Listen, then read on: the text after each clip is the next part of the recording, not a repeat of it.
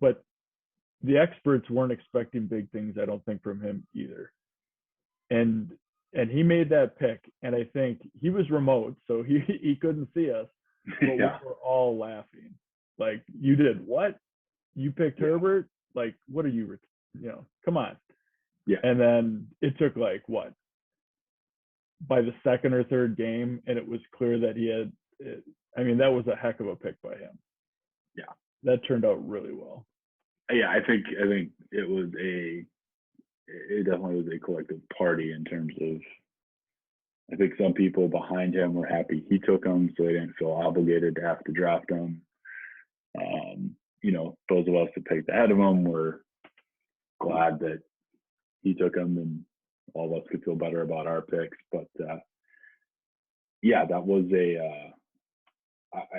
I saw a lot of Justin Herbert games in college, and I just did not think that was it at all. And obviously it must be the offense and the way that they played in college, and not indicative of his skill set, because he almost never put the ball downfield and didn't show any of that stuff. And it's amazing. So, the other thing I would point out is you mentioned that he had the 5th highest rookie total, and 2 other quarterbacks that you mentioned were Cam Newton and Deshaun Watson, and Dan drafted those guys as well. Right. He traded them before they played a snap, but he did recognize and draft those guys. Correct. So clearly he sees something that other people are missing. Yeah, exactly. And I think we gotta circle back and point out again just how, it's insane to think about that, right? But Griffin, RG3 did 47.2 in 2012. He played in every game, right? Deshaun had 47. He played in 7 games in 2017 before he got hurt. But, and I think that Deshaun Watson trade, as you mentioned with that second, remember that was the trade that beset kind of the whole thing about the title year, right? Because that was at the beginning of the year that you won the title with Watson, who looked like he was lights out, trading away Le'Veon Bell and all of that.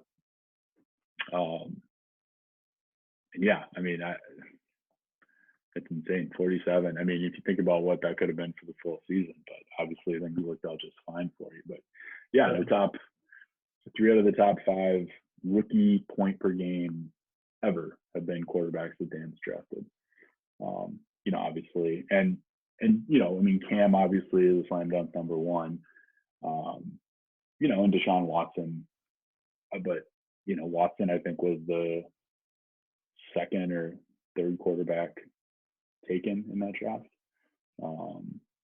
in the RASL draft. So obviously not everyone was as sold on him as others, but I think that's a good jumping off point then to talk about the first award here, which is Rookie of the Year. And so the finalists were Justin Herbert, Harrison Bryant, under others receiving votes. James Robinson and Justin Jefferson were the finalists, and I don't think it's that surprising that Herbert ends up taking it. He is the 2020 RASL Rookie of the Year, as we mentioned. I need to recap the stats too much more than we already did. Obviously, phenomenal stats overall. Just the numbers are pretty nuts in terms of what he's put together. That just putting.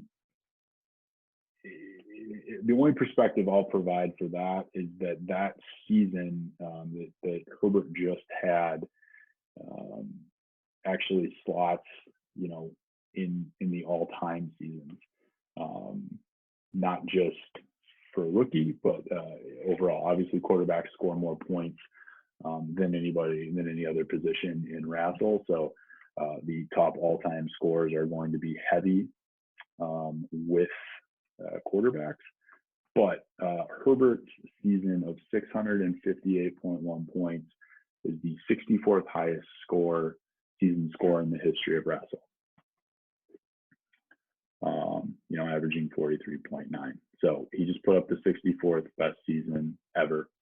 So no qualms there. Surprisingly, a fair amount of heat for Jefferson, which I can understand having a good season, but I don't understand how you could possibly pick anyone other than Herbert here. What are your thoughts? No, I agree. He was surprising, and I think that there's a little extra when he was, and then you already mentioned Herbert was a little bit overlooked too, but I think even the reports out of training camp for the Vikings was who was the wide receiver 2 going to be behind Thielen. And I don't think Jefferson was even slated as the wide receiver 2 as the season started, right? Well, no, maybe by week 1. 0. He had a goose egg in week 1. I think he had, I don't even know, I think he had like 6 snaps in week 1. So, tough to say if the talent was always there and this was just part of some bigger scheme that the Vikings had with his development. Certainly he looked great in college. But it didn't seem like it was really materializing. And I'm a little bit gun shy a little bit on this because I had swung and missed on Laquan Treadwell with the Vikings, and I think some of that is proving to be that it was just his capabilities or his mentality that was driving that, but some of it was that that Zimmer just didn't like rookies. Yeah. And so you wondered, okay, what could Jefferson actually do here? So I think the surprise factor amplified in people's minds how good of a year he had. It was a really solid year, and it stands out as a rookie wide receiver when that's difficult to do at that position. Right. But at the end of the day, Herbert, you look at the volume of the points and the impact that he had, and it outweighed what Jefferson did. Yeah. I take it back. He did have 7.2 points in week 1. He did have, I think, 1 catch or 2 catches for some minimal yardage. But yeah, the first 2 weeks he had 19 points combined in the first 2 weeks. Yeah. Before breaking out with 59 in week 3. So yeah, I mean, obviously finishing all RASL, finishing as wide receiver 4 during the regular season, and wide receiver 6 for the season as a whole, for the NFL season. And RASL scoring is impressive. Nothing to take away there, but yeah, I mean, you're talking about an all-time great quarterback performance. So it's not just a matter of quarterback scoring more points. This is literally, and keeping in mind too, with Herbert, that is without playing 1 game. Yeah. So, I mean, that's the 64th highest score in RASL history with playing 1 less game than most of the others there. So Herbert ends up taking that. We'll go to probably the least heralded and least important award here with the comeback player. Only 2 finalists this year. Neither particularly great. No, Alex Smith does not count. I know he's going to get the NFL comeback player, but considering Alex, I think scored over 20 points once in fantasy this year, I don't. He's not really going to show up. And I know saying that is probably going to stain this first name that I say when I talk about terrible quarterback play. But Cam Newton is the first finalist, and Rob Gronkowski is the second finalist. And I'm sure this will annoy people because everybody apparently has to have a very strong opinion about him. But the winner is Cam Newton as the comeback player. Cam did, and again, I know people are going to, again, seems to be a cottage industry to hit on Cam Newton, and I'm not just saying this as the Minneapolis Mercenaries owner, but Cam did finish as QB 19. Not great, but certainly better than Gronk, I think, finishing as tight end 8 for the season. But Cam did win it. Now, a lot of that with, he did have, obviously, the COVID week, some injuries, and then obviously towards the tail end of the season was pretty terrible. However, early on, 64 points week 2, 42 points in week 1. Came off of COVID and came off of the bye week that they were kind of forced to have there, and put up 34. Now, again, later in the season, showed back up again with a last season or week 17 showing of 66. But this is kind of winning in a category without much to provide. Is there anything you want to mention here regarding Cam Newton, a former Mako as early as 2019? No, I think we should keep this one pretty brief, but I will say that the potential for a Cam Newton vengeance tour, given the way his career has played out the last 12 to 18 months, and then it started out hot, primarily using his legs. It did look like it was going to be something. So it was, this is a shit sandwich.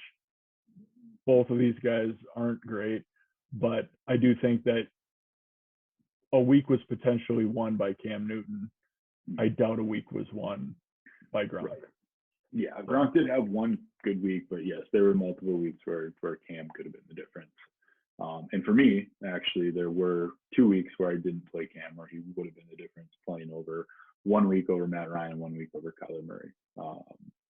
So there's that. And I do think, obviously, coming back from serious injury as opposed to, and basically being cast off by the league as opposed to deciding to retire so you can party hard, might have something to do with it as well. So next up, 2020 Coach of the Year, RASL Coach of the Year, John Fisher, St. Louis Park Centaurs. John had a 91.4% median MER. So that is the highest of the last 4 years.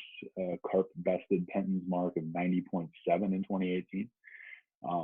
Keeping in mind now that this is all, league median for the season was 81.9. So Carp was almost 10 percentage points above that. And this is Carp's highest median percentage since 2017, when he had 86.3. So, I guess what you can say is he did all he could to, as far as putting the right lineup on the field each week to try and win. As we mentioned, and he'll definitely let us know, schedule-wise, it's pretty rough for him. He'd been playing some other schedules. He'd probably be in the playoffs. But, the good thing is that there's nothing different he could have done as far as week to week would be concerned. Do you want to provide any accolades to your sworn nemesis here, your sworn enemy, taking home 2020 RASL Coach of the Year? No. Great, we'll move on. 2020 breakout player. This usually is a somewhat bandied about award, if only because people tend to disagree on what it actually means and who should be in it. And I think this year is probably going to again bring that up. The finalists are Will Fuller, David Montgomery, and the 2020 breakout player, DK Metcalf. So interesting choices here, I think, when you look at it. Fuller, hurts obviously with the PED. You wonder if maybe that had something to do with the breakout. But with Metcalf and Montgomery, you have kind of the polar opposites, right? Metcalf, who looked the first, 7-8 weeks of the season, looked like he legitimately may be the dynasty wide receiver 1 moving forward. Sure. Yep. And that's why I think the biggest reason why he's on this list is not just because, the previous season he was wide receiver 29. He does finish this season throughout the whole as wide receiver 7. So, still very solid. Throughout the year, he was tracking in the top 2 for the wide receiver all the way from week 1 until week 8. He was in all RASL territory pretty much throughout the entire season. So, right there, then once we saw Seattle decide to become a little more conservative, start running the ball more, Metcalf's numbers obviously took a hit. with that, but he started off hot. On the other side of that, you had David Montgomery, who I think was probably the other legitimate candidate in this situation, being pretty forgettable for the first part of the season. And then obviously coming out of nowhere in the last 6 weeks to finish the season, and this is crazy to think about, David Montgomery finished the season with RB4 throughout the regular season and playoffs for RASL. So, Metcalf finishes at 7 after being wide receiver 1 or wide receiver 2 for the first 9 weeks of the year. And David Montgomery climbs up to running back 4 at the end of everything, but ultimately DK Metcalf takes the 2020 breakout player. What do you think about that, Ryan? They were both good choices, and I think you're right. I think it depends on how you want to define it. David Montgomery probably did more to surprise people and to go from a potential bust to a viable and solid running back for the future. But Metcalf potentially, like you said, went to wide receiver 1. Yeah. And I think that's the biggest thing, is that the jump from where they were last year to this year was probably bigger for Montgomery, but I think on a smaller size. But ultimately, I think we're seeing that as more of a fluke with Metcalf. It's maybe more of a, if they just would have kept throwing the ball, right? If they just would have kept throwing the ball and not forgotten that they have Russell Wilson and DK Metcalf and Tyler Lockett, he would have been, wide receiver 1. Yep. Great. Well, we got the last 2 here, and probably the most hotly contested, RASL MVP. So the finalists that we have here, first off, Patrick Mahomes, who seems like it's probably just going to be a given that he's going to be in this position every year, more or less. This is now, I think this is the second time now he has finished as a RASL MVP. He was a RASL finalist for it, won it the previous season, 2 years ago. Delvin Cook finishing as running back 1 for the regular season, and then a bit of a surprise here, but not really a surprise, only if you look at his position. 2020 RASL MVP is Travis Kelce. Now, we've talked about it before, we talked a little bit earlier, how much better Kelce was than the position at large, and kind of what the difference was there. Ultimately, like you mentioned, playing Travis Kelce was like playing the tight end 3 and tight end 4 together and still getting more from Travis Kelce than the wide tight end 3 and tight end 4 on average. And just the difference between tight end 1 and tight end 2 being pretty sizable was a huge piece here. Kelce, a big thing for Kelce on the season was also his extreme level of, I'm totally dropping the word right now. Consistency. Thank you. What a really easy word to be tripped up on, right? But as far as consistency is concerned, there was only, I believe, 1 week where Travis Kelce scored under 20 points. I guess looking now, there's 2. He had a 17 and he had a 9.2. All other weeks was over 24. So obviously getting that position is huge. Finishes as number 24 overall for the league, which is the highest finish any tight end has had. And then again, just collectively to try and give a little more context for his finish, that ends up being the second highest score ever. And this is without playing in week 17. So Travis Kelce scored 484.5 points. That is 10 less than Gronk scored in 2011. Gronk played all 17 games. Kelce finishes with the highest average at tight end ever at 32.3. That is almost 2 points better than Gronk's best season. and it is 7 points better than the 10th best season in tight end history. So just kind of prolific, not really doing him justice there saying that. I think Cook obviously is up there. That would have been probably my second choice. And then I would have had Mahomes as a pretty distant third for me. What about you?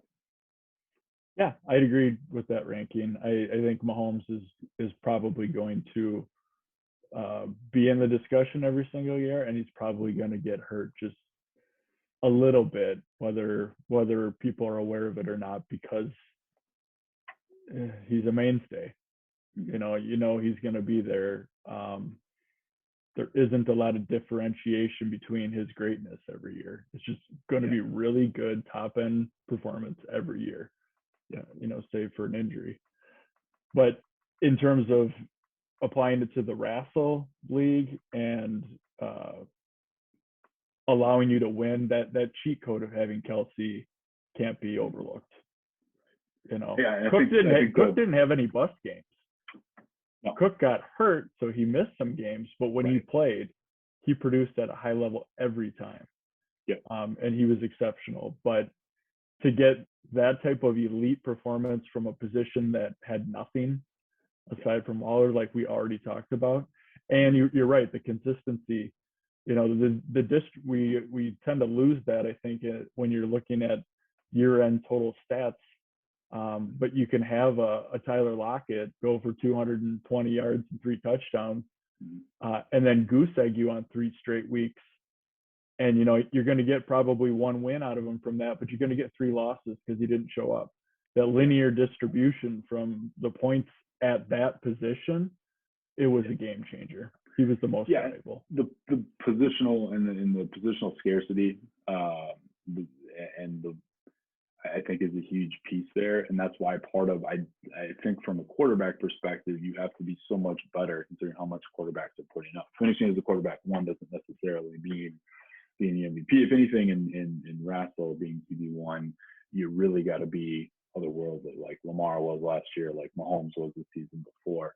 And it's not to say that Mahomes wasn't great this year. It's just that you had numerous other quarterbacks that were, every bit as good as he was.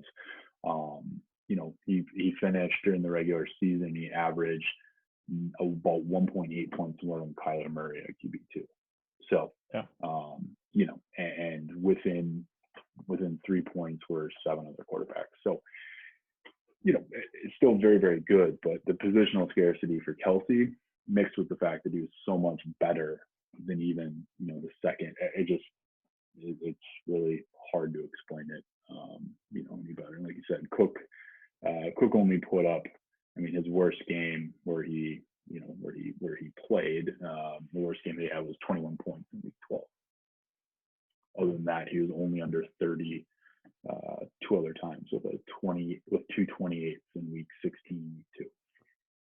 And a 28, for running back is not too bad. So, like you mentioned, that scarcity. If he hadn't missed those 2 other games,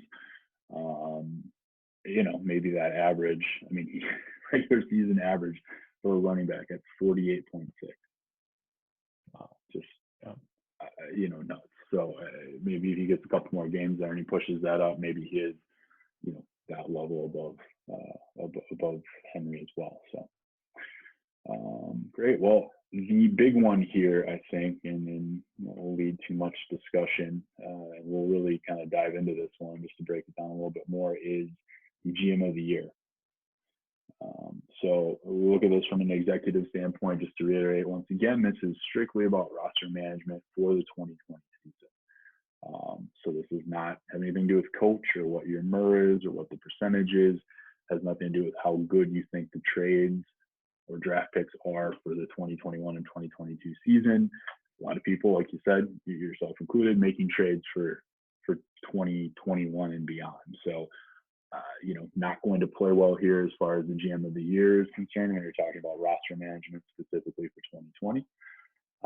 But that is what we use for executive of the year for the season. So maybe if we can, we'll maybe just talk about the case for each owner, give everyone an opportunity here to kind of point out some pros and some cons, if you will, for their case, and we'll lead into who ultimately ends up being the GM of the year for 2020. So why don't you start if there's anyone in particular you'd like to kind of discuss, whether we'll make sure we have pros and cons for anyone we discuss here. Do you have any preference on what order we go in? Like, do we want to? No, why don't you, anyone you want to dive into first, whether it's someone you really respected the way they handled 2020 or someone who you wonder what was happening throughout the entire calendar year. Well, I'll kind of save some higher points. We'll crescendo here. We'll work our way towards some really good feedback and content. I'll start with who did a really shitty job and is a terrible GM and executive. And for me, that you don't have to go any further than Stillwater. GM Penton is a train wreck. He's had tremendous success, tremendous RASL success for being, I don't know. We didn't really lay guidelines for whether this was a PG friendly. That ready is going to be on there once it hits iTunes. I mean, This is not going to be for the kids. I won't degrade the content at this point too much, but he's a shit show. He's landed a couple really high profile players, but he's kind of an absentee owner, manager, GM that doesn't seem to put a lot of thought into anything he does, and it's worked for him, so hard to fault him for that. But just a terrible year. If it wasn't for my rebuilding, his performance this year really would have stuck out for how poor it was. What in particular, as far as merits here for 2020 executive for roster management, what really sticks out to you as the jewels and the shit sandwich here that you think is his roster management for 2020? God, where to start? I'll tell you the positive. The overwhelming positive that you seemed like you wanted to dive into the dirty end of the pool first, so I just wanted to give you that opportunity. But yeah, let's get positive. after that great we intro, it's the reverse. It's the reverse of the compliment sandwich. This is the insult sandwich. So the meat of the compliment here is the Justin Jefferson trade, which was, Zeke very well could bounce back with Prescott back if he does, and if everybody's healthy and they have kind of what they're aiming for in terms of an offense and getting him the ball and having balance, he could be all right. But he strikes me as a guy that's not going to be in the league that long. I don't have inside information or a lot of research to tell me that he's a low character guy or that he doesn't have a great work ethic or anything like that. But on the surface, it doesn't seem like he does. And he says and does some questionable things. And he doesn't look explosive. So for him to somehow dupe, the GM over in St. Louis Park into taking that carcass for, now I think I would say that it's not a slam dunk that you'd want Jefferson over DK Metcalf, but there's a discussion there. So he gave up, and Stillwater was able to acquire a premier receiver. And a 2021 second. Yeah. 13th overall. I'm sure he'll blow that. I'm sure he'll do poor things with that, but he got it. He also had CMC get hurt in the chamber, I guess. He had CMC get hurt, and so that's not his fault, but that probably played into his poor performance. But drafting Edwards-Helaire that we talked about, he's rostered quarterbacks that haven't been in the league for years. The roster management is really, really puzzling. The ones he does keep, there doesn't seem to be any rhyme or reason. It's not like they have potential or that, they're in a situation where they could have started, but they landed in a tough spot where they're riding pine. It's just, there's a lot of QBs on that roster and not a lot that are ever going to see a snap a lot of times. And that's been the case for a couple of years. Yeah. Which again, I mean, has worked out to get titles. So I don't know if having a lot of guys that aren't going to pressure the starters on the team, maybe that's the key. But yeah, I mean, I will add in. So obviously the Jefferson trade, like you mentioned, and I mean, yeah, he sent out Will Fuller, which if he's not playing with Deshaun, I don't know how much of a legit threat he is. I think this year he showed a lot more than he had previously, and when he's not injured, he's a top end. He can be a pretty good wide receiver, but I agree. I mean, the getting Jefferson and the 2021 second, which ends up being the, I guess, number 14 pick since Carp finished 6th or 7th, for Zeke and Will Fuller is, especially the number 14 pick in a loaded draft, which, as you said, and you don't believe that that's going to turn into anything or be leveraged, but the idea that you got it is great. So yeah, I would say that Jefferson pick. I also thought, whether you believe it or not, picking up Taysom Hill, adding Taysom Hill for nothing as a potential starting quarterback next year, there's something to be said there. Don't forget Robert Tonyan ad. So he, ended up with, I think the number 6 tight end, who again was not consistent at all, but had a couple of good weeks. I know the week that Minneapolis lost to Stillwater, Tanya had a big week. And also at the end of the year, he did add Jeff Wilson, who I'm partial to. Former Mako. So we'll add that in. Obviously, I'm going to second the CEH pick. I know Taylor was off the board at that point, but when you look at everybody who went after that, I'm not a fan of that, but just for me. But again, I have an irrational disdain for CEH, so that's just something I have to work through. Me personally, just as a man, obviously, I have to take that. I would have gone, and I did, and I did have Akers and Dobbin ahead of CEH, but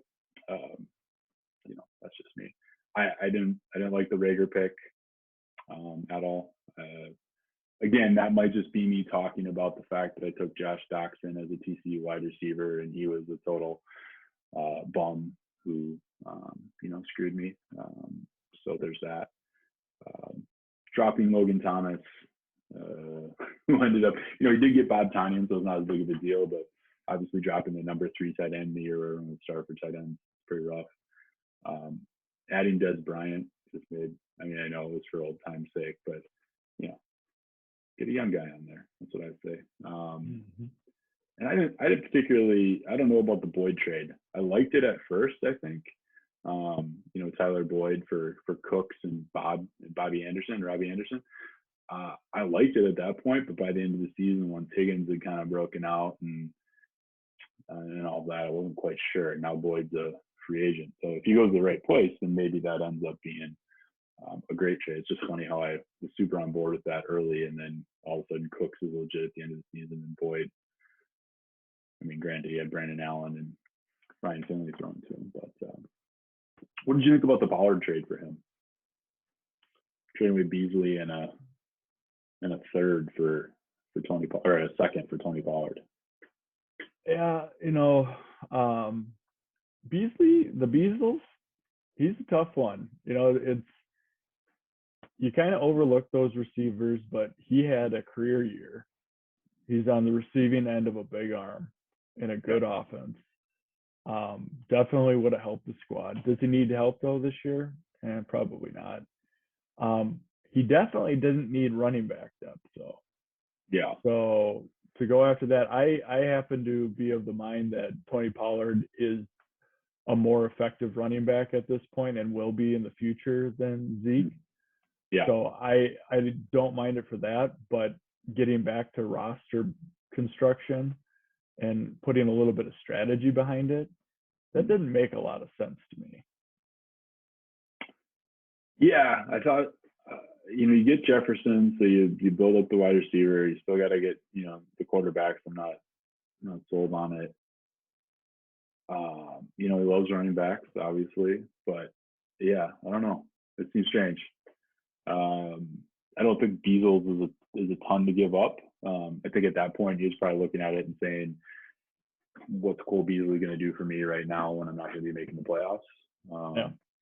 But also, yeah. So, it can make sense as a flyer trade. I had that one in there. I wasn't really sure what I thought. I'm not as sold as Tony Pollard. I know he looked okay the 1 week that he played, but also as a Badger fan, gotta give a shout out that Cephas as a fourth rounder, he had pretty good output this year, even though it was minimal. But hey, Galladay's leaving. Marvin Jones is gone. Who knows? Maybe Quintez shows up. Goff to Cephas. That's right. All right, so who we got next? I had to take a shot at Penton just because he's climbing up the ladder of my arch nemesis now that we've got this large bet in place. Yeah, true. Multi-year bet. So I gotta poke where I can. But focusing more on some of the worthy contenders, I thought that we already made a little bit about Kyle's performance. Because he did a lot with a little in the face of a lot of adversity. So I thought it was very commendable performance. He didn't ultimately get where he needed to go, but just off of what he did with what he had this year, I thought that was worthy of a mention. And again, we already kind of noted on that. Yeah, I mean, the only reason that he's off the ballot for me is that he was under the roster maximum for 2/3 of the season. He's carrying an unforgivable sin. Right, exactly. So an automatic, no chance there. Part of maybe helping the roster be better would have been actually using all 30 slots as opposed to 28 and 29. What if he was gaming for Murr? It could be getting for Murr. It could be. But yeah, as far as for your pros, I think getting a second for Todd Gurley. Remember, you got a second round pick for Todd Gurley. He doesn't have knees. I know Todd was going to Atlanta as a new situation, but pulling a second from Dave for Todd Gurley was great. Acquiring multiple fourths for continuously trading a 5th round pick. Do you remember that from the draft? Or just kept trading the same 5th. And now he has like 2 4th round picks and like 2 future 5ths just for trading back. So I feel like that, it's a shout. He did give up Butker. That was questionable. It's true. I mean, which is unforgivable. And he sold low on Hollywood Brown, but of course I'm biased here. That was in my opinion me getting a little clever at his expense. Just to recap, so just to dive into that a little bit more, do you think getting clever was trading Derek Carr, Curtis Samuel, and a 2nd round pick for Hollywood Brown when you probably could have gotten him for Carr and maybe Curtis Samuel? We don't. I mean, we're already pretty deep into this. Yeah, I mean, we're running out of time. I don't need to completely get into all of this, but if you're hashing over really nuanced trades to strike tremendously precise value, I think you're overcomplicating things. Yeah, you either get the players you want or you don't. Yeah. And I had it's weird because I don't think anybody knows that about you yet. Well, if you want a guy, you'll overpay for him. I don't think anybody knows that. I don't think anybody does. But here's the deal: I had already had discussions in the previous year about Hollywood Brown, trying to get to him. So I knew that he liked them. Yeah, he liked them. I sent him a couple offers for Hollywood, like week 1 or week 2. Yeah. And I think there was a big lull, and Hollywood Brown didn't do crap, and Lamar looked terrible, and the offense faltered. And I, in my opinion, think I got a buy low candidate. At the time, it didn't feel like too much, even though we didn't know where Curtis Samuel was going to go. Right. And with Teddy throwing to him, it just didn't seem like it was going to matter. True. Now, he's a free agent, so Curtis Samuel could go somewhere, and in the right system, he could be huge. Yeah. So but he was the number 3 option on a team that doesn't throw the ball very far down. Right. So, I mean, I also, like I said, I mean, obviously, I think just keeping the team afloat, getting a second for Gurley, getting the multiple fourths for the 5th, we're good. But it was off the ballot for me because you just can't not have 30 people on your roster and be a good GM for the season. But special shout out to the Jordan Love pick. I know at that point it's like, why not take a flyer in the mid-second? But oof, I just, as a Packer fan, I can't be on board with it. So, all right. So who you got next on the list? Why don't we jump? Do you want to talk about yourself? Yeah, sure. Let's do it. Let's really dive in. Let's really just tear it apart. Let's do a full. So I'll just make a few quick observations. I thought that you walked out of the draft with hands down the best draft. And, CeeDee Lamb might end up being the best receiver in football for a very long period of time. He's going to need some things to break his way for that to happen. But it's in the discussion. It's in the realm of discussion. If Prescott doesn't get hurt, I wonder where that season goes. Now, basically every single player on the Cowboys is that way, but specifically with Lamb, it would have been interesting to see like what that would look like, because I think he could have been comfortably as like the wide receiver 2 for rookies, and even maybe on par with where Jefferson was at, just in terms of volume. But so you had that, and I actually, to take even a step back before that with your first pick, JTT, I think without thinking about the players, if we backpedaled a couple years, watching Big Ten football, being here, and being a Gopher fan, it was tough. It was tough to watch him going, and the thought was early on, like his sophomore year or maybe junior year, it was like, I don't know how I'm going to do this in a league full of Badger fans, but I need to get Jonathan Taylor once he comes out. And I don't know how I'm going to do that, but I want it to happen. And then it didn't happen, and I was picking right behind you, and you got him. Yeah. And then the season starts, and it's like, okay, well, he should be incredible, but what's going on with his usage? And does he not, what don't they trust about him? Mm-hmm. And it looked like for a second that he may have been a bust. That's true. As I full out thought that, where I was just like, saw some flickers early, and then it was just like, what the hell is going on? Why isn't he getting touches? And where did he finish? Yeah, he ended up top finishing 10, right? Yeah. Oh yeah. For the final season, for the full season, he ended up being running back 5. Running back 5. Yep. So I'm looking at this and I'm saying, okay, your 2 premier picks there are top 5 caliber players. Mm-hmm. And that doesn't even get to the depth that you got with a few of the other picks with Pittman and Chenault. And if Chenault is on the business end of Trevor Lawrence, and I think you just had a lot of good depth, a lot of quality. So you walked out of it with the best draft. And when you look at the trade for what's his nuts? Moore, DJ Moore, again, a victim of Teddy. Right. He is a premier talent. He's a yak. He's a tough, athletic, aggressive, big-time player that just got stuck in a bad situation. We didn't know that Bob Anderson was going to become the favorite early in the season, but he even finished the season strong. So you made some good trades. You had the best draft. And you did pretty good throughout the season. I think there was a little bit of that underperformance against some of the weaker competition that we noted, but you were in it. You were contending. So I thought you were deserving of a nomination there. Yeah, I think the immediate help from the draft, like Taylor and Lamb specifically, and then spurts of Pittman and Chenault as like a viable wide receiver at 3, I think was good.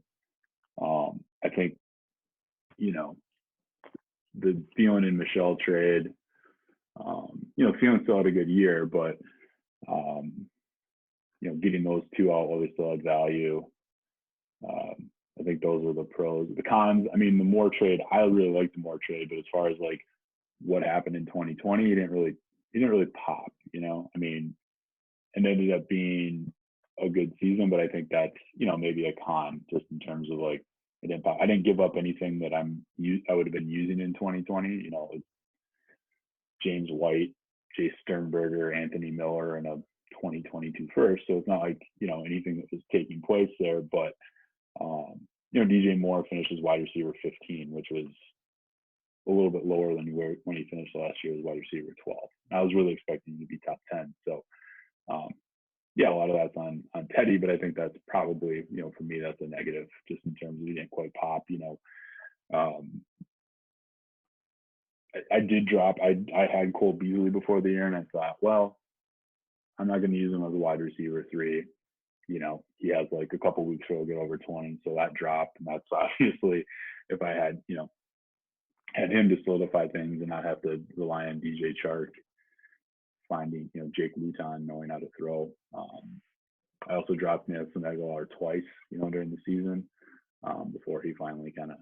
And granted, he wasn't overly consistent, but I think those are some negatives. I thought Kirk was going to be a lot better this year than he was, so that's underperforming on that with that trade. Again, it's a 2022 second, but still, those are I think the negatives that would keep me from getting the award. But I do think, as far as the immediate help for the draft, it's probably up there in terms of what people are getting for 2020.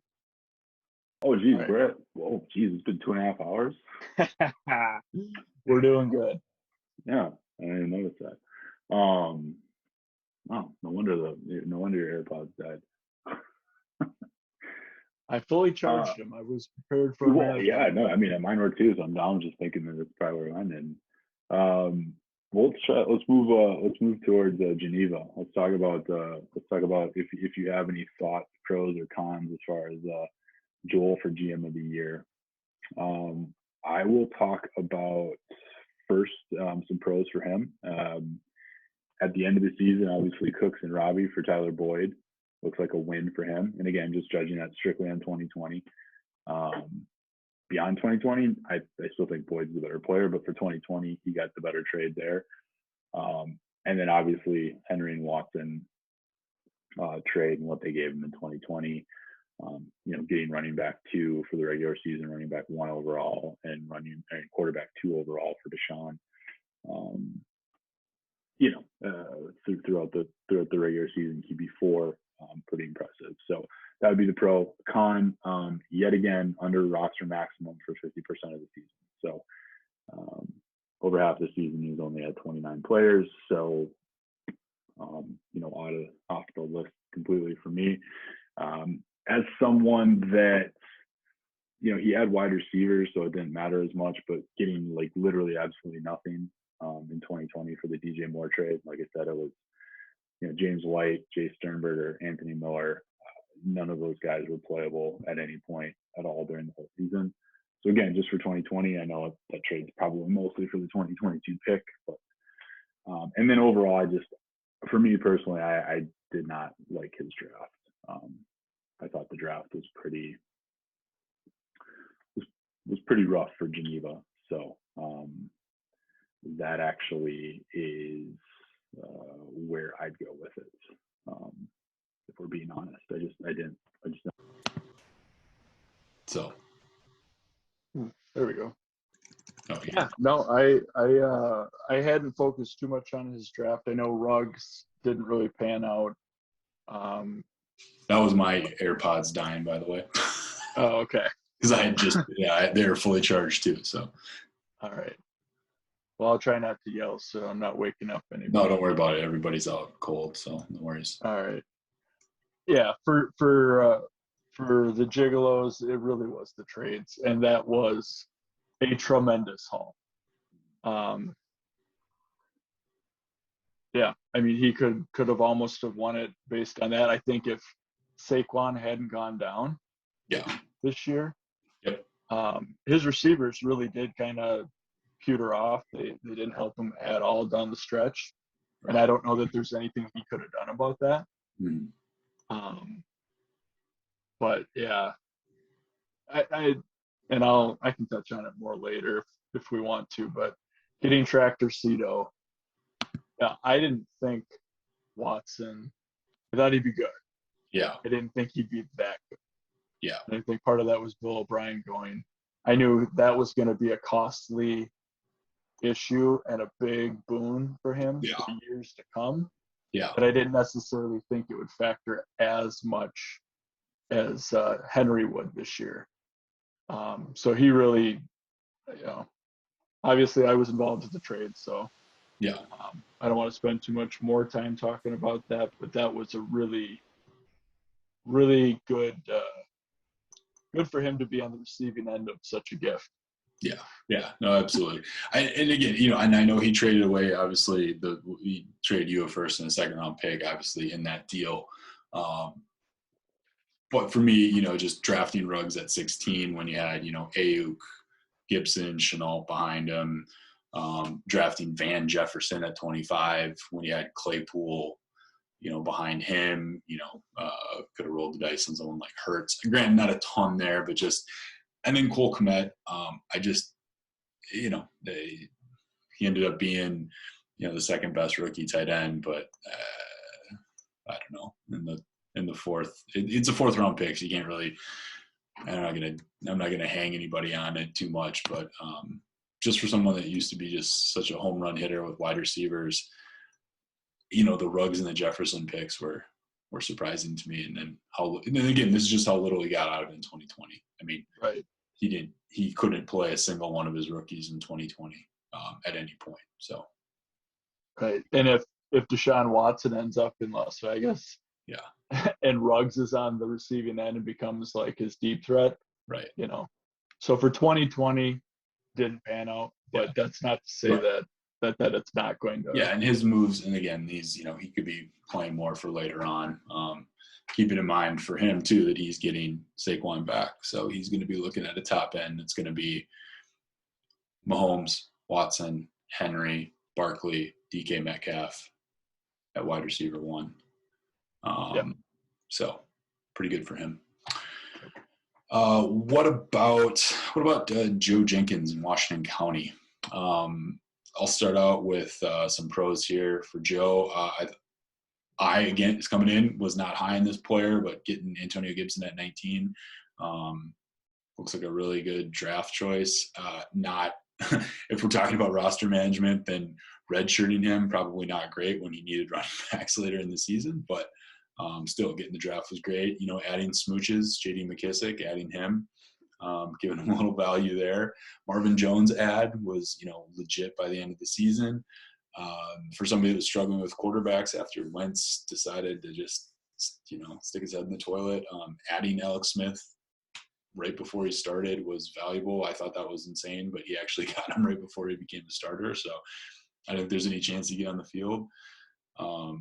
Specifically for 2020, I mean, I know Thielen finished as wide receiver 17 at the end of the season, but strictly just for 2020, Joe did get a wide receiver who was, could help him, wide receiver 15 for the regular season, 17 for the season overall. So not great, but I mean, again, getting Thielen as your wide receiver, playing him as a wide receiver 2, borderline 3 with the guys that Joe had, works out pretty nice. Obviously, once he traded Hopkins, that changed, but I thought that was good. And then he couldn't have gotten David Montgomery at a better time, right? It didn't help him. He didn't make the playoffs, but as far as the timing for that, it's funny because the D-Hop portion of that trade I have as a con for him, but getting Montgomery at that time I think was a pro. On the negative side, dropping KJ Hamler to keep Tajay Sharp. Not that KJ Hamler was amazing, but Tajay Sharp doesn't have a catch in 2 seasons, so I thought that was different.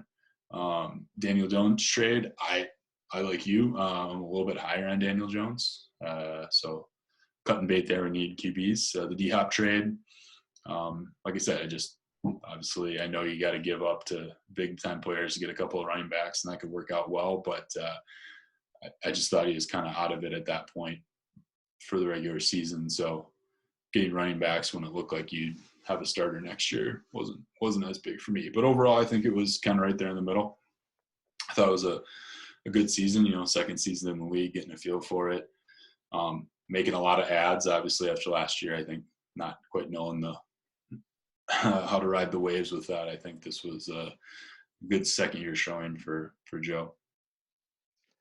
Yeah, I'd agree. I'd just add to that kind of a similar thought that it was kind of he was probably best described as inactive last year. Yeah. And in getting his bearings and learning the league, and this year he made a lot of moves.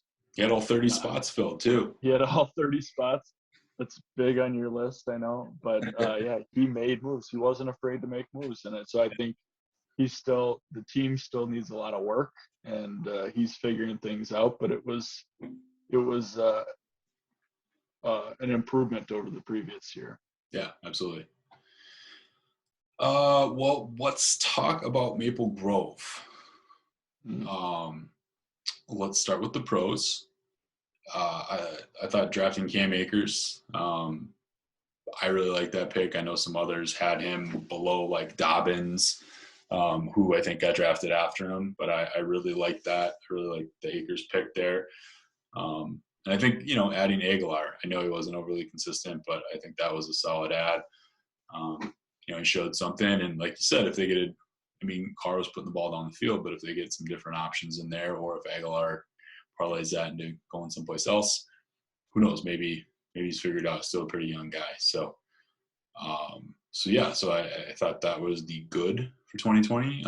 We don't have to hammer it. Obviously, the Watson and the Henry trade for 2020. It's a tough one. The first for Teddy Bridgewater, that's probably the thing that would jeopardize our friendship just overall. I'm not a partial owner in your team by any means, but a first round pick for Teddy Bridgewater, one of the banes of my existence. But not that I'm going to try and defend myself there, but at the time, what I was basing that off of was a need at the position, a design around game managers at quarterback, and what he showed in New Orleans. Yeah. So it wasn't a lot of tape. It was enough to make me think he wasn't the same quarterback that he was in Minnesota. Yeah. Which was a mistake. And to be fair, at the beginning, it wouldn't have been nearly as bad. It's just now, after all these weeks of watching him throw 2-yard outs to Ian Thomas when there are guys down the field. Again, this is me probably needing to step out of my own situation a little bit, but it wouldn't be nearly as bad. But what would have exacerbated the problem would have been doing nothing. To say I gave up a first, so now I've got to ride him. Yeah. As soon as I watched enough, because most of it is just looking at stats, but watching him play and watching him not make throws and not progress on reads, or take just 45 seconds to snap the ball, slow and confused when they're down by 10. And once I saw that, I'm like, left. I can't keep him here. So yeah, it sucks that I put what I did into him, but I actually consider that a win. Getting out from underneath. Yeah, no, I agree. It's just funny how I got to the point where that was literally the hardest thing for me to watch with Panther games when they were down by 10 with 3 minutes left. Because I'd watch Bridgewater walk to the line of scrimmage and stare at everyone, and he's really reading the defense to then throw a swing pass to Mike Davis to get tackled for 1 yard. Yeah. And slowly walk up to the line again, and you're just you got to score 2 touchdowns, bro. Brutal. You got 69 seconds left. Let's play some ball. Yeah, Jeff Wilson. It was funny when you mentioned Jeff Wilson, because I did have that on here. I like Jeff Wilson going forward, I think. Andrews from Minshew, whatever. Andrews didn't pop quite as much as he had before, but so anyway, on to 2021 for Maple Grove.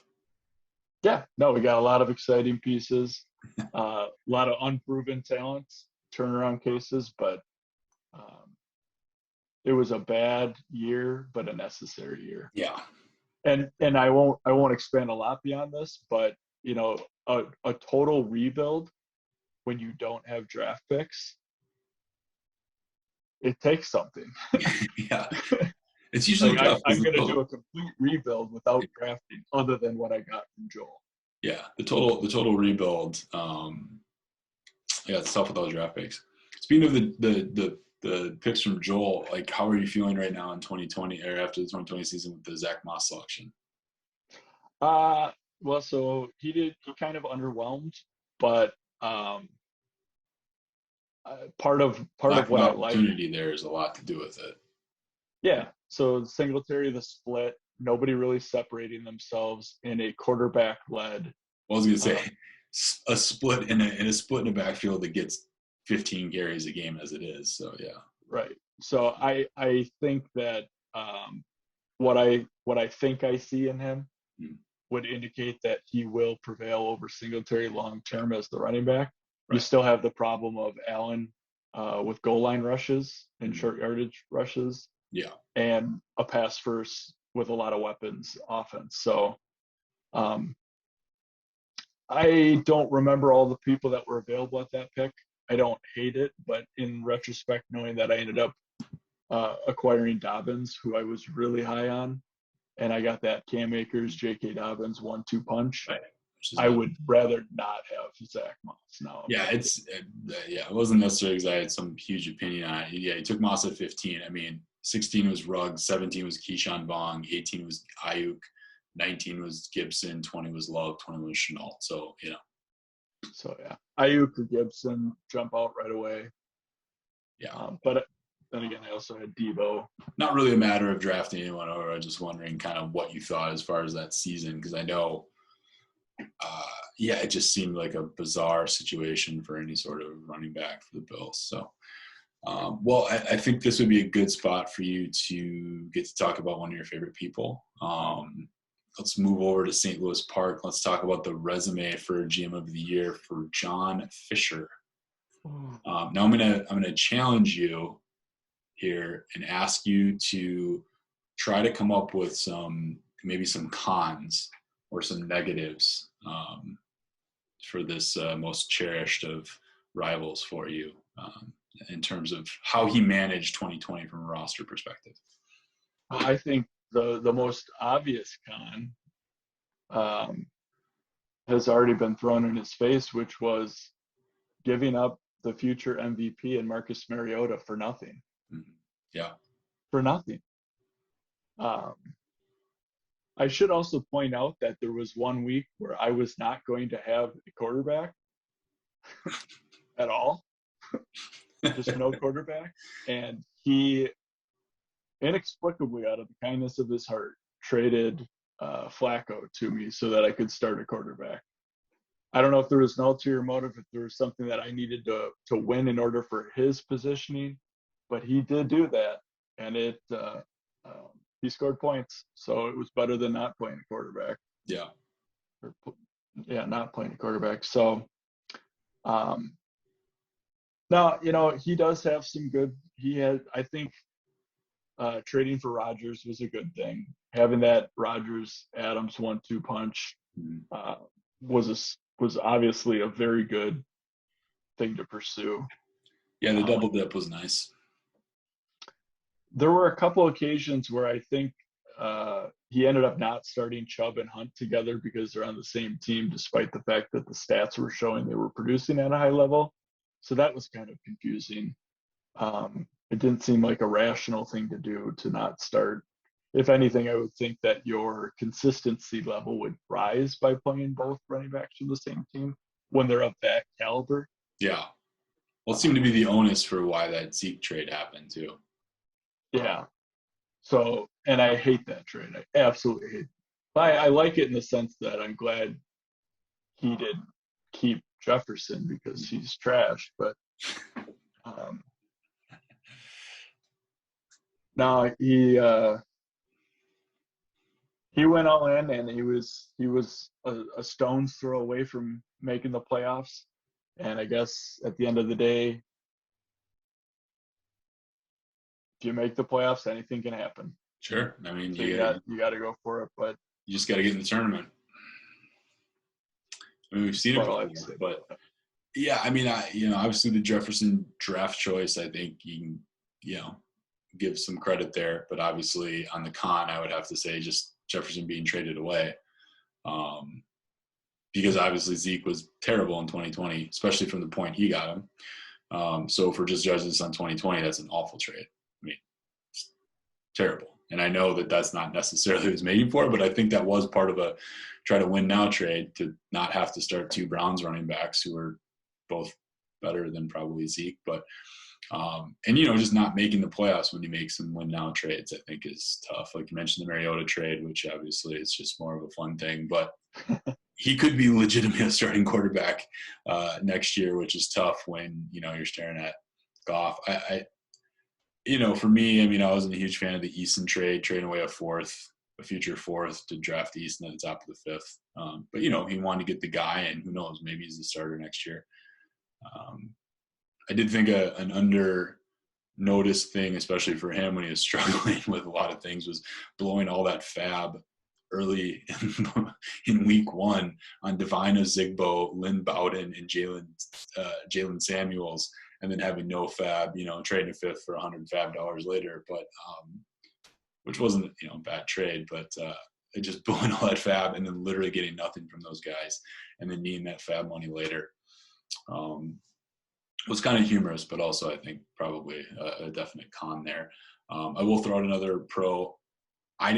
I thought it was going to be trash at the time, but the A.J. Dillon pick looks like it could be pretty legit. Yeah. So, feather in the cap there. A couple of good draft picks. Adding more to the running back stable. Yeah, exactly. Following in the path of yeah, and obviously, like you mentioned, I mean, the A-Rod trade and getting the double dip there. I think the double dip aspect is something not as many people are probably pushing. For, and he had that actually on two fronts, with Bob Woods and Goff, obviously on a much smaller scale than A-Raj and Adams, but we'll let the carp swim away here without beating him with a stick for too much longer. How about 2020 RASL champ David Steinhaus? I think we kind of, and we're joking with him because he's the champ. I think we both kind of showed our cards a little bit that we think that maybe young Steinhaus won in spite of himself with some moves in 2020. With some of the decisions I think we've mentioned, but I think he has a very interesting case. Both from some of the positives and some of the things that maybe he put up as hurdles for himself. So, I mean, for me, I'll start, obviously the benefits, the pros, getting Mark Andrews for Gardner Minshew. Not exactly something that made it. I mean, he got something for Gardner Minshew. I don't know about getting Mark Andrews and then not trading Mark Andrews when you already have Travis Kelce. But hey, I guess he took him off someone else's roster, played some defense there, and getting a top-end tight end when there aren't many for a guy that wears jean shorts, is good. Getting a third-rounder from St. Louis Park for Julian Edelman deserves a parade and a party. And that's not to dunk on Carp. That's just I traded Edelman away for a third rounder 3 years ago, and Dave just got a third rounder back for him after he arguably has done nothing. And I know Carp was strapped trying to find a wide receiver, but third rounder there. Value. And then, gotta applaud him for taking, Claypool at 27 and Ayuk at 18. I thought were two good picks. Again, as I'll point out as a potential con here, I think he should have been drafting a running back. He took Higgins at 9. Or at 10, which is a good pick. I personally would have taken running backs there in his situation because they were good running backs, but and then maybe tried one here, but those are good picks, obviously. What about, and I'll let you start, what would be some cons for you on Mr. Steinhaus? Champion, we point out, 2020.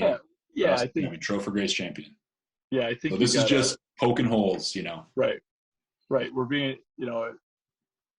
if you're measured by results, you'd have to say that he did the best job. So, I think if we're gonna pick nits here, it is his obsession with quarterbacks that don't play is confusing. And he has such a tremendous depth at wide receiver. It was, and he's obviously shown a propensity for dealing.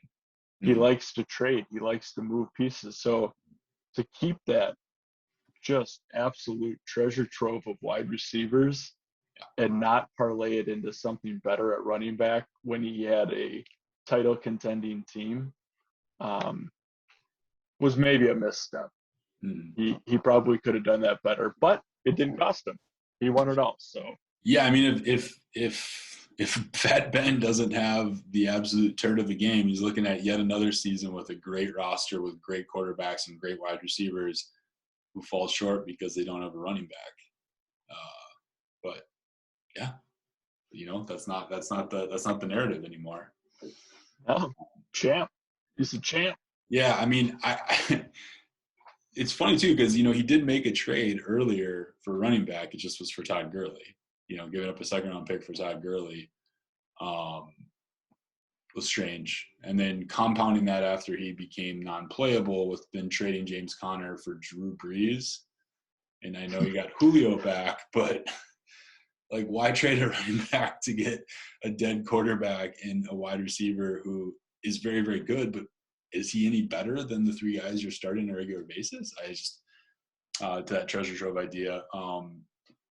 Yeah, I didn't like the Scary Terry trade. I think Scary Terry is phenomenal considering he's had Case Keenum, Alex Smith, Dwayne Haskins, and Taylor Heineke throwing him the ball, and was a top 12 wide receiver.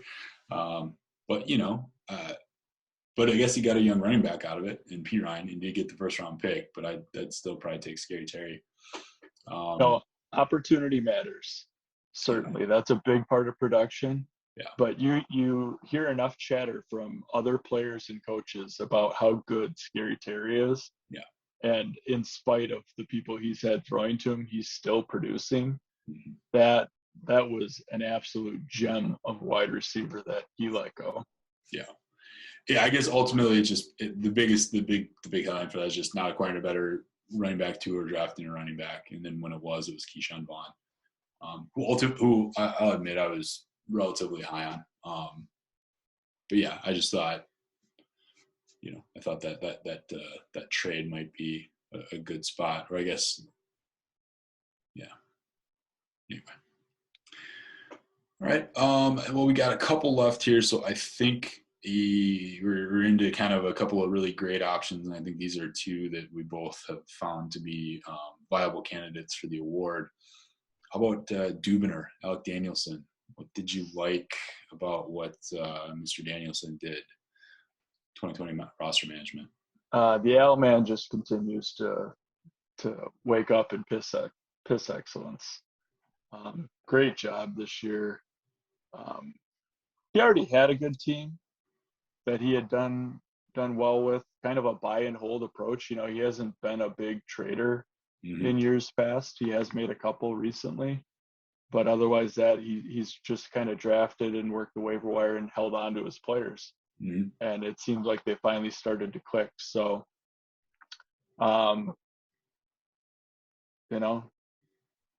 in terms of his draft, I think he picked up some nice players too.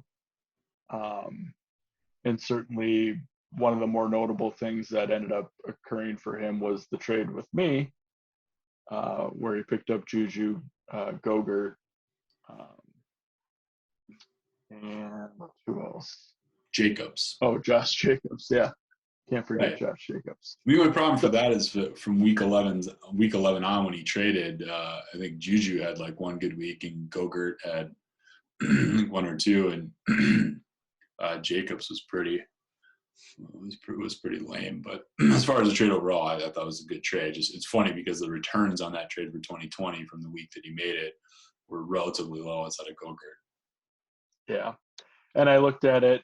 Obviously he knew what he was getting, and it was Josh Jacobs that made that deal work. Right. I think a lot of people have a love for Juju, and understandably so, but there's very large question marks hanging over his head about what his actual capabilities are and where he'll be. Right. So, and now I think we have a couple years where he's banged up chronically. So is he capable of staying healthy? So there were some questions there. Gogurt has really never showed it, but he needed a tight end. And then Josh Jacobs in year 2 against a really difficult run defense lineup was underwhelming. And the question was, how much of that is his environment and his schedule, strength and schedule on defense, and how much of it is maybe that his rookie year was the outlier. Yeah. And, I made the decision because I still think he's good, certainly not to the degree of Tractor Cito. But I looked at it and I said, okay, well, I see question marks on him. And if I'm going to scrap this thing and start over anyway, I made that trade entirely for J.K. Dobbins. Yeah. But what might end up coming out of that, as hilarious as it is and unthinkable, is Sam Darnold could become something. Yeah. So, the stink of Gaze weighing on him and the damage that's already been done to him, and maybe he just isn't talented, but he's going to continue to get a shot. And if he lands in the right system, that could end up being a serviceable quarterback. That was basically a throwaway pick. I don't think Al cared about getting rid of him at all. No. He was probably happy to move on from him. Sure. And I didn't care about acquiring him, although it would turn out that I don't have any quarterbacks. So I don't know if I would call that trade for Al a positive. I think right now it's a wash. Yeah. And it has the potential to be a negative. Right. And just in the lens of 2020, like I said, is that was from week 11 on, and those 3 were pretty unspectacular from week 11 on. They did help Al's roster a little bit just in terms of plugging some holes. But he wasn't really pulling any sort of big time scores out of those 3 down the stretch run. So long term, it's probably better than it looked for the point when it was made in 2020 on. I do think trading Marlon Mack to move up from 10 to what was it, number 7, I think. That's all it took to go from 10 to, I think maybe it was 7 or 8. I don't know which spot he was actually in, but making that trade to get J.K. Dobbins, so it was up to number 8. And all he had to do to give up was Marlon Mack was good. Obviously, Marvin Mack getting hurt makes that look even better. But I like that. He also added Logan Thomas. Adding tight end 3 in a year where no one could get a tight end to play was great. He did bid on Darnell Mooney, who could end up being a longer term, maybe like wide receiver 3 type. Added Jacoby Myers, which is great. He did add first team all RASL Younghoe Koo. Don't really get too many shout outs for kickers, but he also added the Dolphins and the Colts defenses for the last few weeks, where they both became pretty much dominant units, which was huge for him making the championship, or making the semis, and getting that bid. So I thought those were big. He got Fulgham for 2 decent weeks after his first breakout. He all bid him for that. So I know that helped him at wide receiver 3 a little bit. For me, and those are all the positives. So obviously a lot more if we're just trying to poke a few holes. Me personally, and I know I'm partial to this, but I think taking Judy over Lamb, just looks like maybe in 2020 specifically, but longer term. And I know Judy for a lot of people was consensus 1, but we'll see on those trades. He traded a couple of 4ths both in 2021 and 2022 to move up and draft Donovan Peoples-Jones, and move up and draft Antonio Gandy-Golden. Donovan Peoples-Jones looks a little bit better. The Gandy-Golden one, again, doesn't matter too much, but future 4th and a 5th to draft. Those are very minor things, but just something to add into that, especially when you're talking about probably one of two people in real contention, I think, for the award. So, yeah. And ultimately, that leaves us with one more, and that is Dan Cobian in Whitaker. What did you see as being maybe the biggest shots against Dan here as far as winning this award? What were the things you thought he had to overcome? Because I got to tell you, there's not a lot that I could find similar to the Owlman.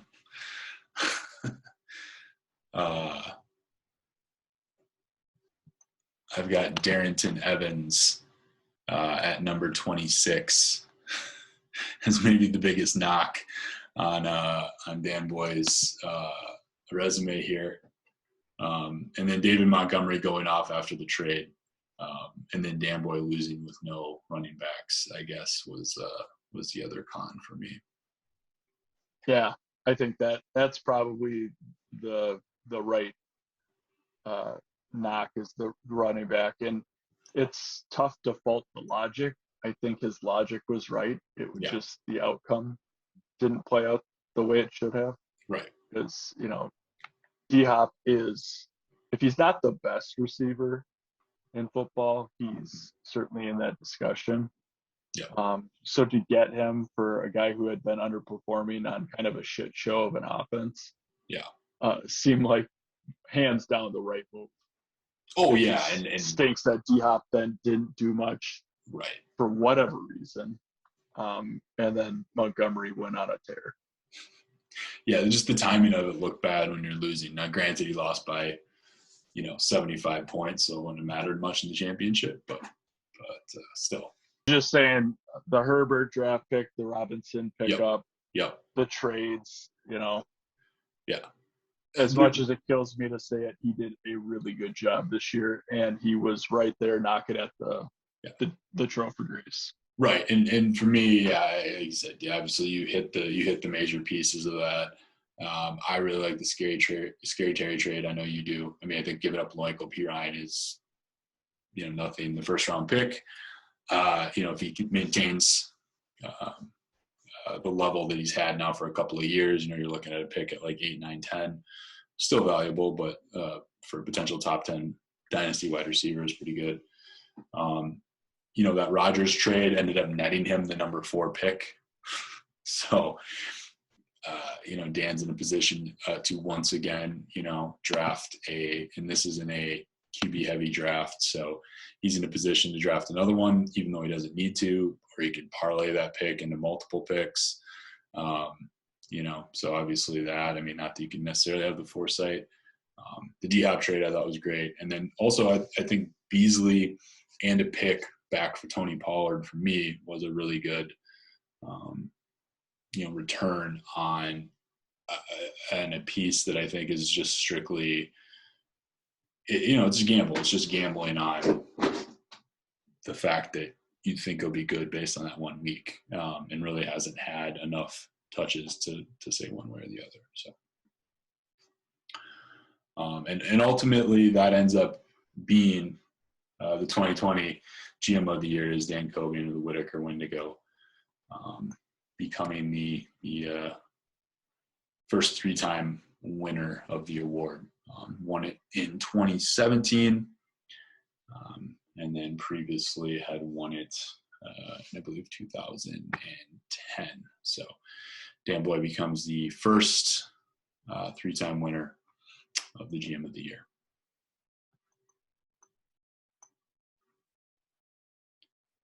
What do you think about that? What do you think about that award being doled out? I think it's disgusting, and it's it reminds me of that Anchorman. Yeah. Vince Vaughn at the end. Is my mic catching those? Yeah, at the end, I hate him with all my being, but damn it, I respect the job he did this year. He did a fine job, and he deserved the award. Yeah, just the Herbert pick. If we're being honest, the Herbert pick and the Robinson bid alone is probably enough. And then you add on, the D-Hop trade and,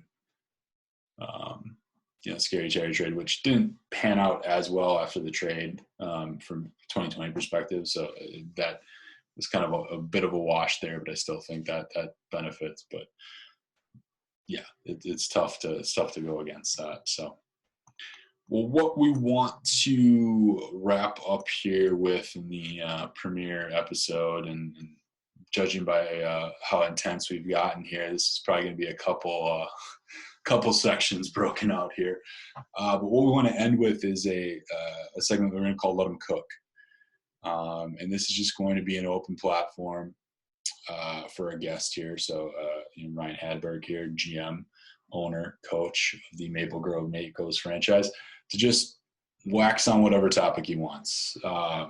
Free reign to bring up any topic, any discussion, use this as a bully pulpit if he prefers, rail against millennials, push back against the affinity for some to not want to carry more than one defense on a team. Whatever he feels.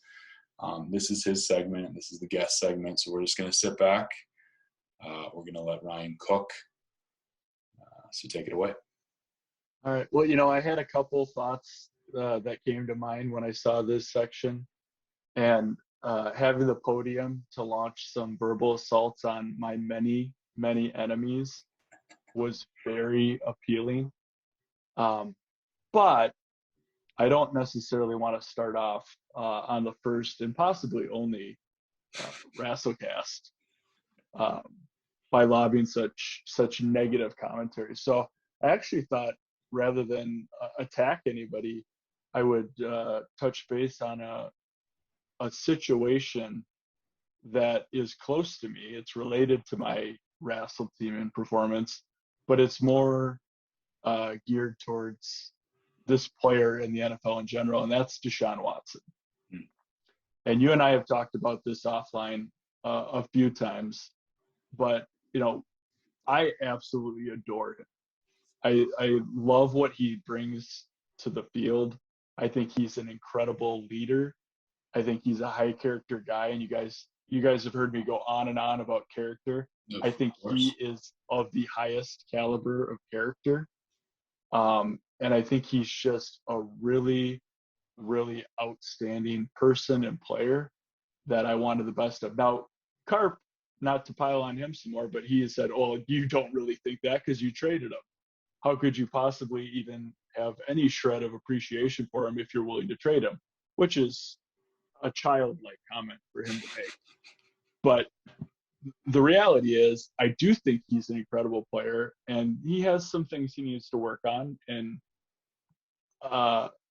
my decision to move on from him, while has made for some good sound bites and some fodder in RASL, in real life, it's really concerning. And I think I had made the comments, as others had, that it was Bill O'Brien, and that his scheme, the talent he had put around him, was going to get him killed. He was taking more sacks than anybody in the league, and it wasn't close. And it wasn't necessarily entirely just him hanging onto the ball too much. It was a scheme issue. Right. And then when they decided to trade D-Hop, it was like, all right, what the hell are you doing? So we're dealing with some incompetence. Now it looks like we're dealing with some flat-out malfeasance. And what are you doing to this guy who has the promise and potential to be maybe the QB1, the QB1? Certainly it's going to be between him and Mahomes, it seemed. And that's what the deck stacked against Watson. So, I made the decision to move on to him, and that's kind of the RASL implications for me. I did not anticipate that they would jettison Bill O'Brien. That was an ultimate inevitability that was going to happen, but I didn't think they would come to it that quickly.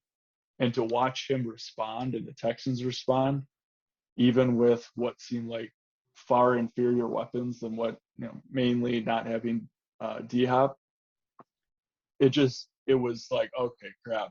Maybe this mistake that I potentially made is going to bite me in a big way. But now we flash forward to the off season here, and you had sent an article that you had stumbled across about not just the GM but the ownership and some of the other organizational personnel issues that they were dealing with. And now we find out that they're doing, they continue to do this form of nepotism to bring in this new GM from the Patriots that they already had made an attempt at, and apparently double-crossed Watson in the process, or at least made him false promises. And you've now have a situation where he is beyond repair in terms of the relationship.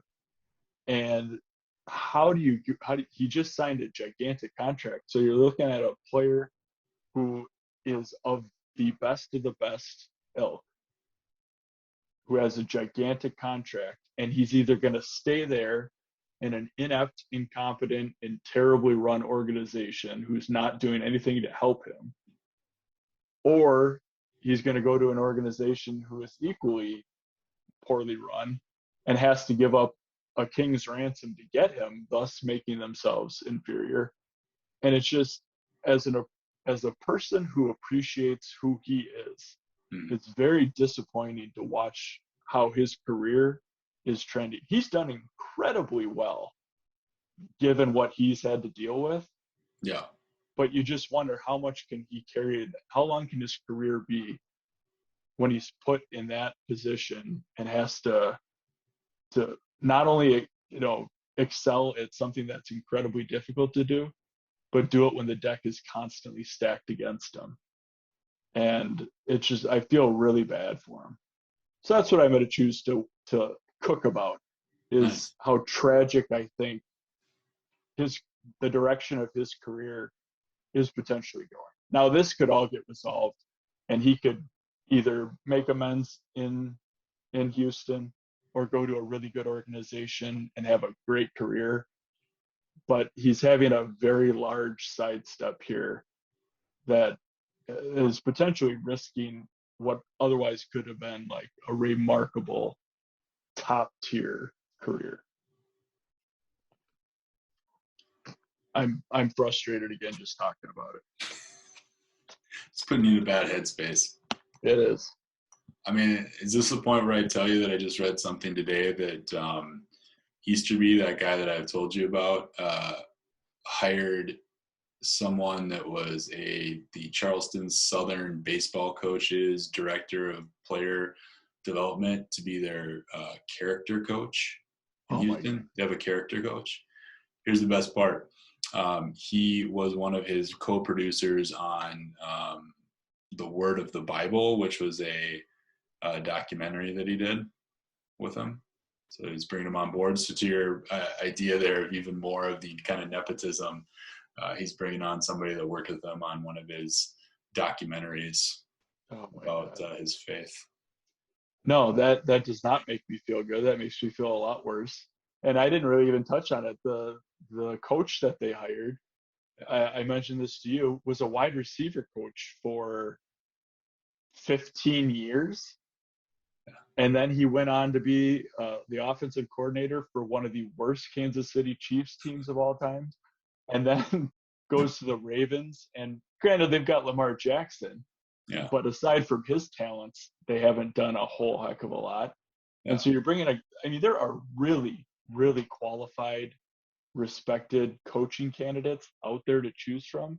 Yeah. And you're settling in on a very, very difficult to defend with your star quarterback who's already disenfranchised and pissed off. It's an absolute train wreck. I read something from an insider that, like NFL insider, that said that it's just a placeholder job, and they're definitely going to give the job to Josh McCown, who they were interviewing for this head coaching job without any experience whatsoever. That Josh McCown will be the coach within 3 years. Jesus. This is basically a placeholder so that they could like groom McCown to be like a coordinator. I don't know. I have no idea. It's all very. And it sounds like the latest on the trading potential is just the Jets. Yeah. They've got the picks and the personnel to parlay him for. And Bobby Salad, I think is hopefully going to be a very good coach. Yeah. But there again, you have a perpetually incompetent organization.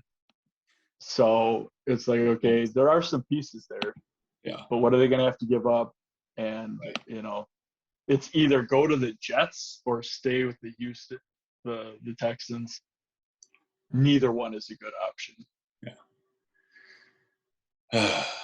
Not a good situation for a great player. I mean, like you said, you like him. Maybe staying there is the best situation for you not to feel so bad about the trade, but maybe going to the Jets is the right spot so you feel even better about getting out from underneath them. Who knows? Yeah.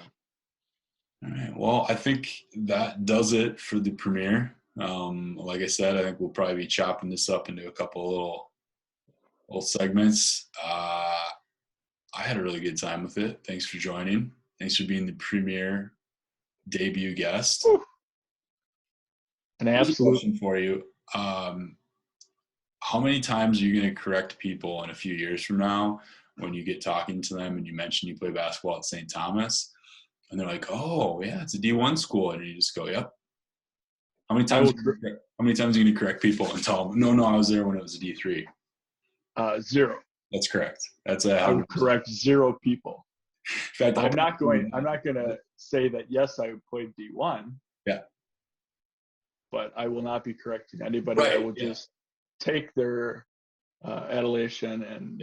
Yeah. Wow. Geez, I didn't know you're such an athlete. Like, yep. Yeah. Hey. I mean, clearly I've lost it. Don't get me wrong. I've lost it. I was just thinking about that. Recognition, but I was just thinking about that the other day. I'm like, oh, it's going to be fun when I don't correct people on that. Yeah. That'll be good. So go Tommies. Awesome, man. Well, thanks for your time. It's been real.